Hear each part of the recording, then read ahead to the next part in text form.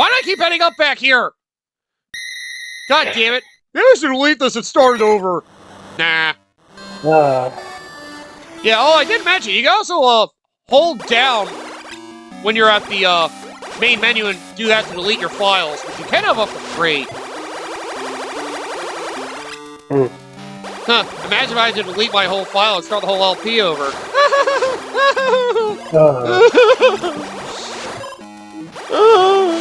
I didn't have recording fuck-ups or anything. You did that before, didn't you? Funny thing, I did end up recording this LP twice. Oh boy.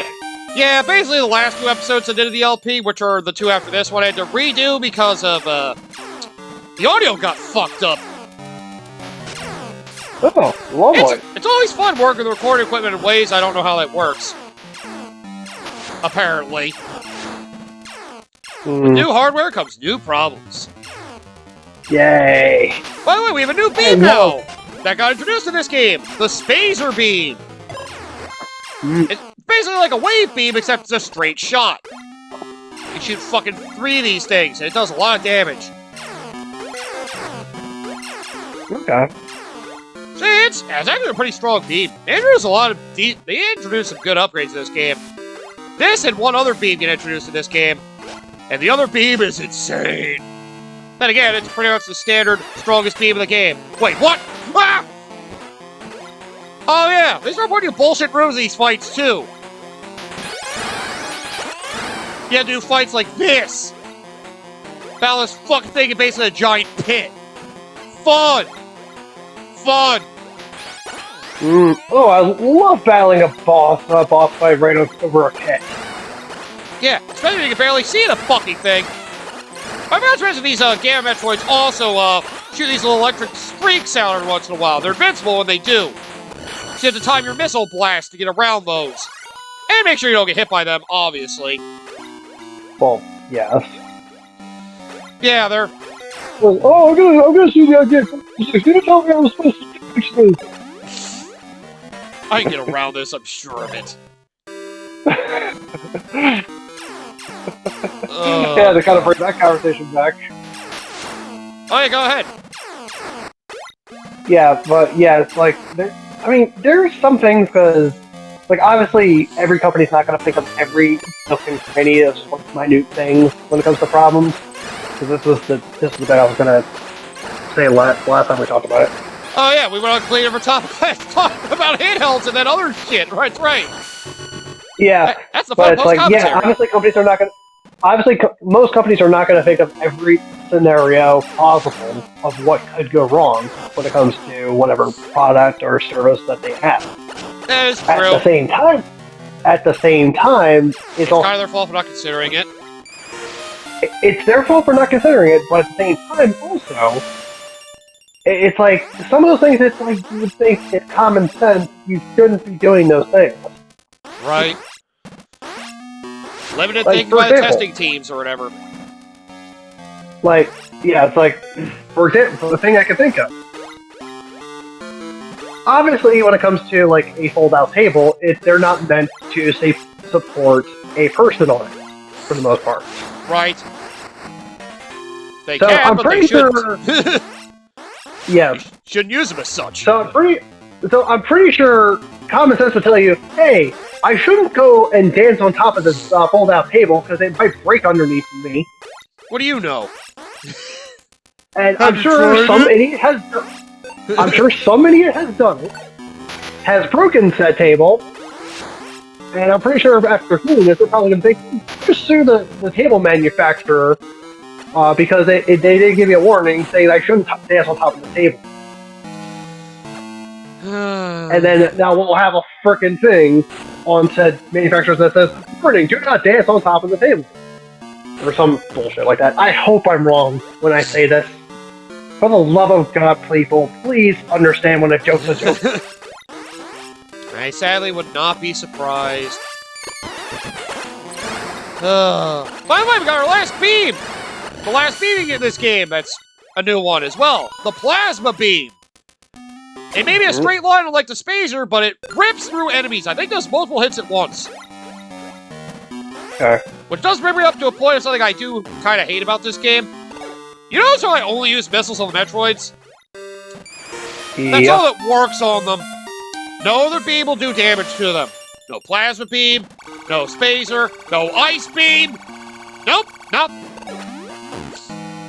So, you basically gotta go with your missiles. If you run out of missiles, you better get the hell out of the room and get some more. Well done. Like, this game's super reliant on your missiles. It's kind of annoying. That's probably why they have all those upgrade rooms. Oh, Koda's gone. They probably have all those upgrade rooms that basically give you a bunch of missiles. So, yeah. There's probably a reason why this game's done the way it is. Like I said, though, at least the structure is better than Metroid 1, so I'll at least take that any day of the week over frickin' NES Metroid 1. Ugh. But yeah, what do you guys think? You guys think this game is better than original Metroid 1 NES? Maybe a little more limited because of the Game Boy. Yet, it feels like we got a better understanding for how this game works. Okay, you're back. Yeah, sorry about that. Yeah, you're good. I mean, not like much is going on in this game. We're just hunting down Metroids. That's an unfortunate thing. Like, this whole area feels like filler. Like, there's 10 Metroids here, and other than upgrades to get, the Metroids don't change, so... Really, this is just an area just to give you more Metroids to kill, just to buff up the numbers. Yeah. That's the unfortunate thing with this game. Some areas just feel like that. Especially once we get to the actual part where most of the Metroids are! The maze! Ooh. Ooh, lovely. Yeah, maze in a Metroid game. Sounds weird. It is. I think it's my least favorite part of Metroid 2, honestly. Because it just... ugh. It just screams stupidity. And, well, annoyingness to me, rather. At least they hide missile expansions in the fucking sand, which I don't have to mention. There's sand you can shoot through. Because... apparently, they like Samus dealing with sand in this game. At least of course, it's rough.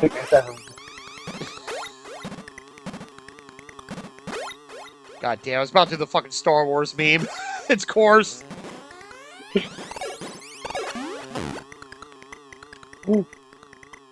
trying to say... sand, it's everywhere. Can't use it. Yep. I was gonna say, are they trying to make more progress on the next Star Wars movie? I feel like they are, but I heard nothing about it. I have no idea, honestly. I know they're originally gonna get the, I don't care. they were trying to get the showrunners who, did Game of Thrones. Well then, because of that, the whole controversy, basically, them rushing to the end of Game of Thrones so they could get ready to work on their Star Wars trilogy. Well, yeah, basically they ruined what some people saw as one of the greatest TV shows of all time, because they wanted that Star Wars cash. I mean, it's very plausible, but at the same time, it's just... I don't care. I've stopped caring. Well, Star Wars or just... well, then again, I guess the fan base could do that to you. It just gets tiring after a while. Yeah. It can be one of those things that feels like some people are too obsessive over. It's just like, look, guys, I know you're a fan, but you guys have to, like, look at something else. Probably something we said before. Fanboys of any kind can be kind of obnoxious.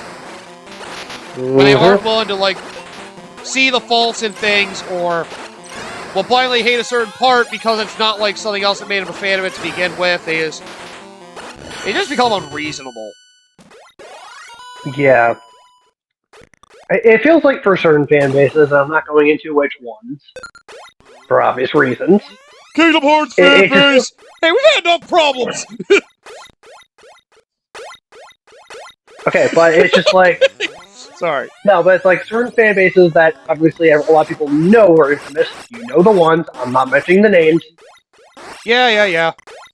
Where it's the vocal minority, obviously, that ruins it for everybody. And So just the toxicity that comes from it. Where, like, look, I understand there are certain things you may not like about newer stuff, like in your beloved franchise. I get it. I mean, there are certain things that I'm a fan of that I don't like. But you know what I don't do? I don't say, oh, this franchise is ruined forever. I don't go and send death threats to the people that make the product or have any involvement in said product. Is it justifiable if it does kind of happen? Like Star Fox. With Star Fox Adventures. And basically... Okay. Let me put it this way. I'm not gonna basically go on for fucking vocal outrage, no. It's okay to be upset. It's okay to disagree with what new direction certain things are going in. Don't attack Miyamoto for what happened with Star Fox Adventures, or anything of the sort. And that, what is not okay... I mean, you can criticize the guy all you want. Yeah, that's no fine. death threats and fucking, like, actual, like... Yeah. It is never okay to send death threats. It is not okay to berate anyone and, insult them for liking something that you don't. Yeah. I keep forgetting some people have been criticizing Nintendo recently for pulling out of, trying to have Smash Hurts and they pull them. You know, it's weird. One of those things, they pulled from one and it pulled from numerous because one of them got death threats at one point for something because a fan wanted something from Nintendo. Oh, no, that was a Splatoon tournament. Excuse me, that was a Splatoon tournament. Yeah. That wasn't a Smash tournament. They pulled from Smash Hurts because of what happened at a Splatoon tournament. At least with the threats. It was the dumbest shit ever. Like, a dude, had death threats for him because he didn't like how so many female characters were getting emphasis in Splatoon. It's like, is this really what you're gonna get upset about? Are you fucking kidding me? Yeah. Like, fucking, Yeah, some people are just willing to go too far. It just boggles my mind when they do this shit. Because it's like... It's like, guys, is it really worth getting that upset over? Yeah, if you really want to damage, if you really mad at a company, hit them where it hurts. Stop buying their products. Exactly. That way they can't make money. Which does bring up to another topic.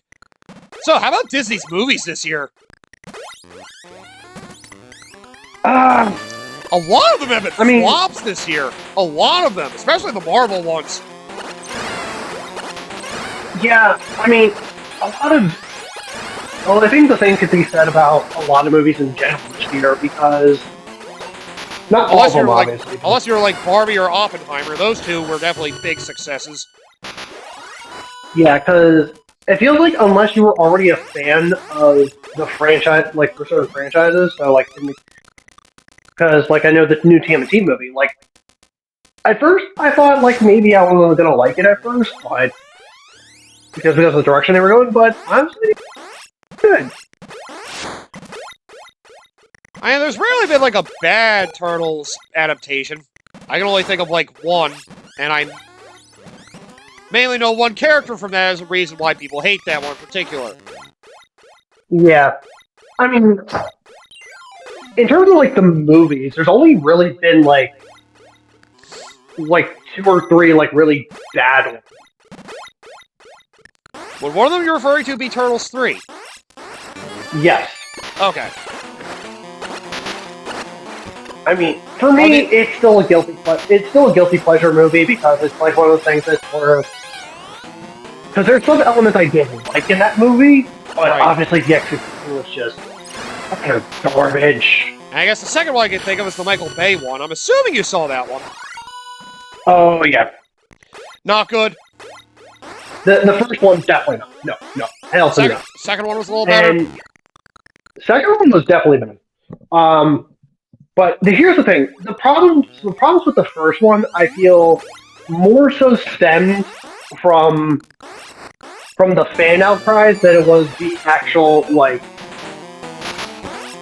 what they were originally going to try to do. I mean, yes, the alien thing was stupid, but right. But you know, the biggest thing that ruined that movie, I feel, was the Shredder. Oddly enough. I did hear people did not like the Shredder in the Michael Bay one. Well, that's because the people didn't want to give like what they originally had planned for the Shredder even a shot, just because it's like, oh, he's not Japanese, and they cast a random guy at the last minute. It was obvious that he was casted at last minute. Oh God. I mean, I guess it is technically part of his character, but What given the whole TMT he, multiverse thing, it doesn't have to be.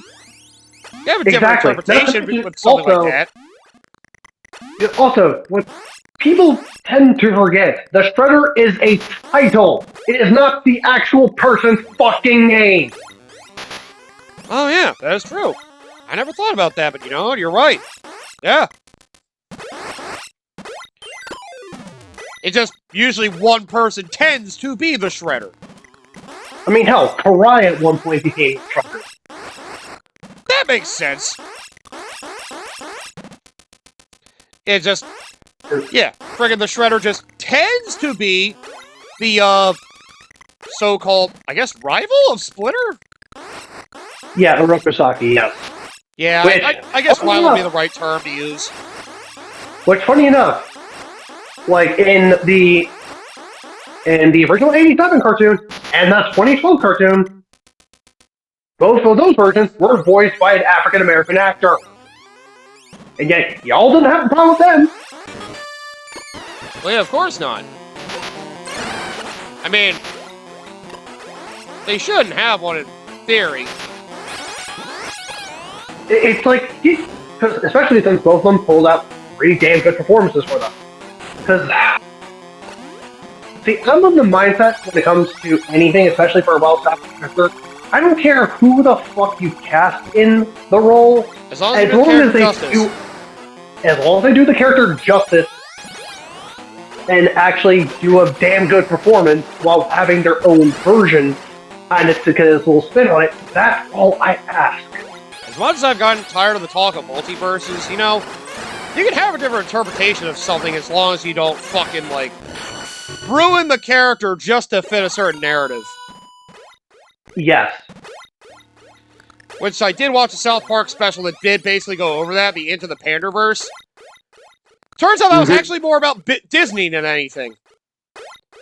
I'm how not they've surprised. been basically, you know, Koshi said it a few times, you probably know generally what it's about, the message, and, you know... The woke Disney. Yeah, basically inclusive to the point of basically ruining the franchise they had and their legacies, just to be inclusive. They mostly attacked Kathleen Kennedy, though. Which, I mean, that does kind of come back to the Star Wars thing, but... Yeah. Actually, does she have a lot of influence in Disney stuff overall? I actually don't know. But yeah, it just... Like, you can change a character, even though they're the same, though, but if you, like, vastly change it just for the sake of doing it, without giving, like, a good reason for it, then, yeah, it's gonna be... Like, I go back to an old Jurassic Park quote, where it's like, you only ask yourself if you can, you never stop to think if you should. Yep, exactly. I mean, hey, speaking of Disney, look at fucking Aladdin. A lot of people didn't like the idea of Will Smith being the genie out of fucking nowhere, but you know what? He did the character justice. They changed it a bit, but it worked. He was not what was wrong with that movie. He actually did good. Huh, one Metroid in the next area. That's weird. Yeah, and not to mention also, Will Smith even said it himself that he did not want to be like Robin Williams in his performance at all. Like, yeah, you could like, loosely change a property. Yeah, because it's like, he did it mainly because, for one, he didn't want to be a obvious one, and two, like, he did it out of respect for Robin Williams. Yeah, but, you know, if you're going to try to be faithful to a property, you have to, like, there has to be a point you have to, like, understand that changing something could be changing it too much. And something that some of the Disney things did not understand.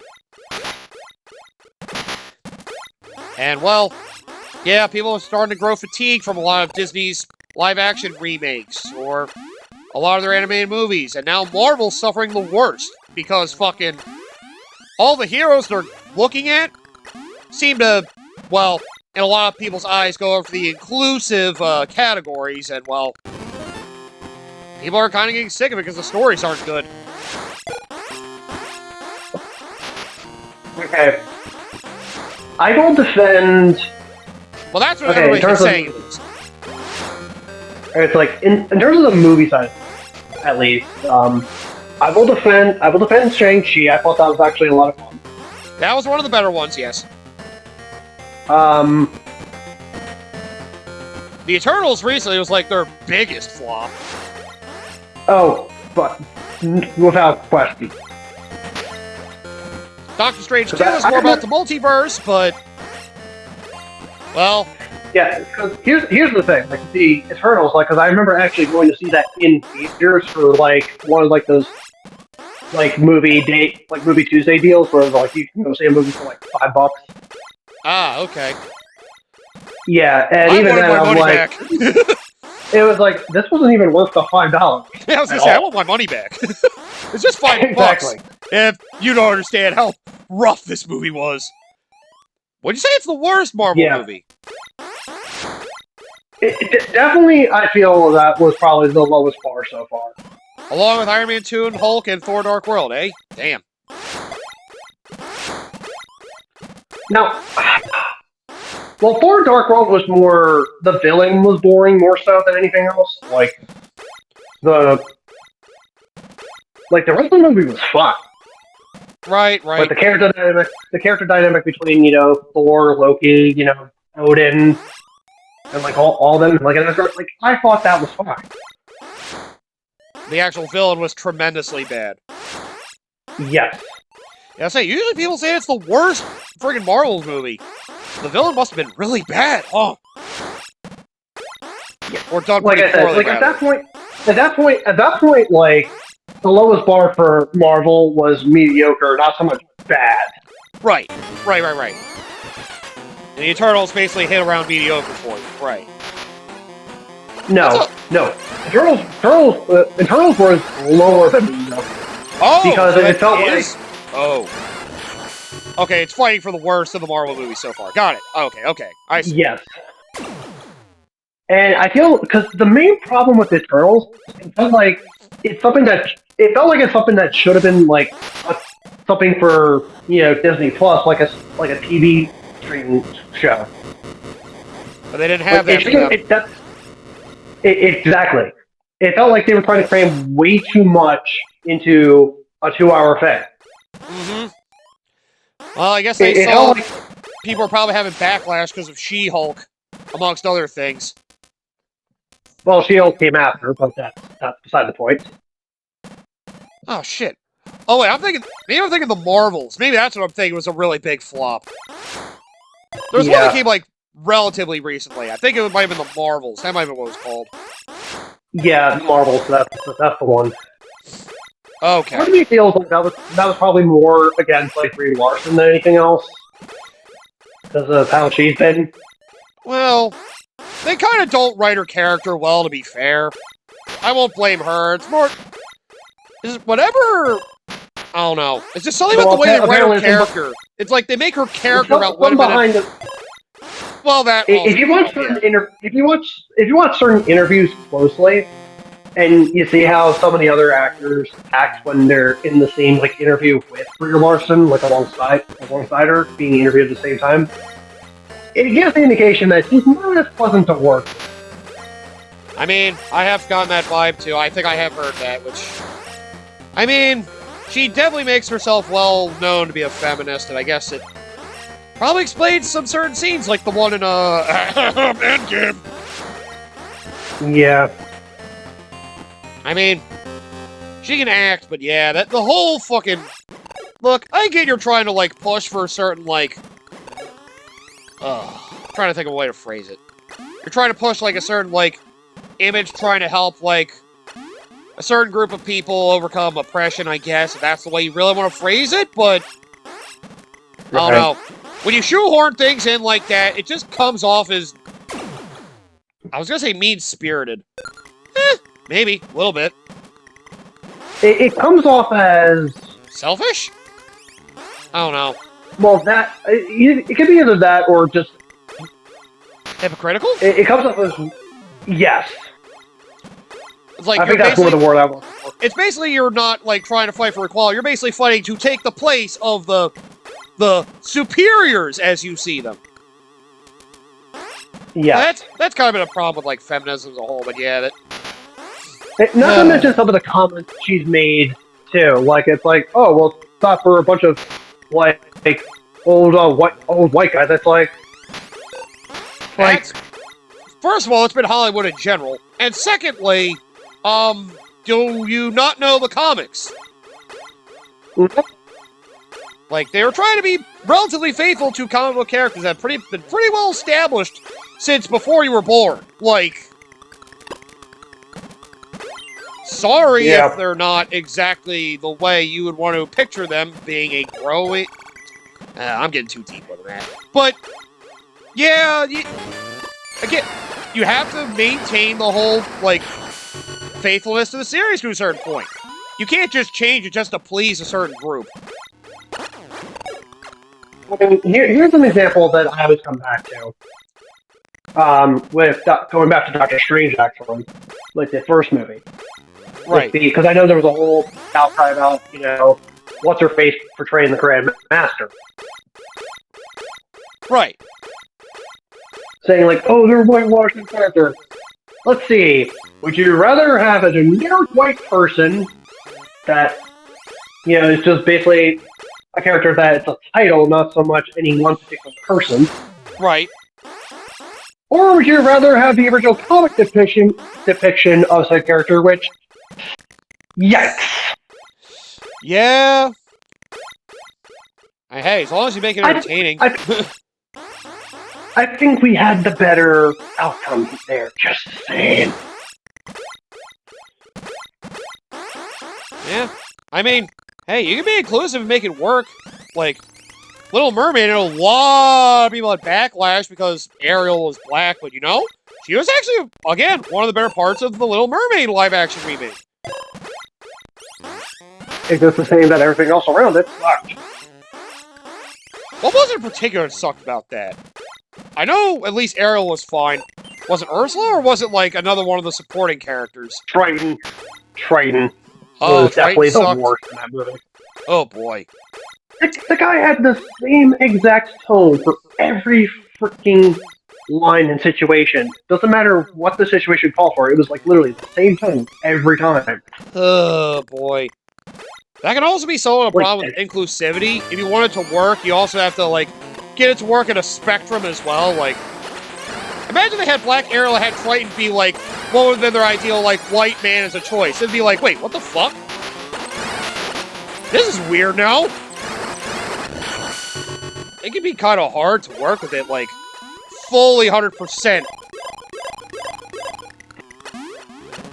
Maybe I'm going off the wrong idea, but... Okay, so, yeah. Oh, all of Arrow's sisters are all of a different race. Huh. That is weird. Okay. So there's your inclusivity there. Well, I guess you could give some leeway to Little Mermaid, because it's kind of fantasy-based, and they're sea creatures. It fucking... yeah, it's just whatever. Yeah, because it's like, I don't care, because it's like, yeah, it's... If they can act and they do their job well, there's no need to be mad at them for looking a certain way. Like, fucking... Exactly, it's like, they're freaking sea creatures. Like... And fictional sea creatures of that. Like... I don't care if you're black or white, Christian or Jew, fucking... Man or woman might be a... Okay, that one maybe not. That one might have to be a little specific. But, you know... Also, nice comments there. Yeah, if you do the job well, then it's not really a problem. If you do your job and adapt the material well without drastically changing what, like, the core of this thing was, there shouldn't be a problem. Mm-hmm. And some fans outcry that it changed too much because, like, it's not what I grew up with. Fucking... Dude, grow the fuck up then. It's like, you still have the original. Like, yeah. It's not like it went anywhere. Yep, you can still do that. But yeah, sometimes things need to change. Okay. It's just that, you know, if people want to listen to some things they need to change and don't think about how to change it properly, well, they don't really help the case. Like, yeah, we want change. Okay, here's all the change you wanted. No, not like that. That sucks. Oh. You gotta change it and make it have meaning. That's basically all I really was trying to say. If you don't give a purpose to the change, what the fuck? Yeah, because I don't... See, by I the same don't token, believe in... if you change it and treat it like nothing, it can also work. It's like, oh, it feels natural. Okay. Yeah, I mean, change is going to happen with every adaptation. Like, that's... especially in different mediums, too. Like, that's always going to be a given. But at the same token, it's like, you can't just change things just for the sake of changing them. Like, you got to make it work naturally within your own version story. Yeah. I was going to give a lesser example of, you know, Charles Martinet no longer being the voice of Mario. That's now changing to Kevin Afghani or whatever. Yeah, starting with Mario Wonder, yeah. His Mario voice a little off. His Luigi, though, is perfect. He does a great Luigi. And again, well, it'd be fun to see new interpretations of those characters as well. I will admit, though, his Wario could use a little work. Wario, not Mario. Wario. If you saw any WarioWare, you'd understand the voice is a little off. But, you know, he's settling in to get practice. Well, I guess that's something that we will get into next time. Yes, come back next time. We've killed even more Metroids. We literally just went through the area killing like a shitload of Metroids. I love we went from killing 10 Metroids like, okay, here's an area, kill 1. What? Okay, here's another area, kill 2. Why so small? It's like they had weird little side caverns for you. But yep, now we have 7 in the next area. That's more than half of what's left, so you know we're getting near the end. So come back next time, and we are going to hunt down even more of these Metroids. And I believe we're going to go to the area that'll get us the last of our major upgrades in the game.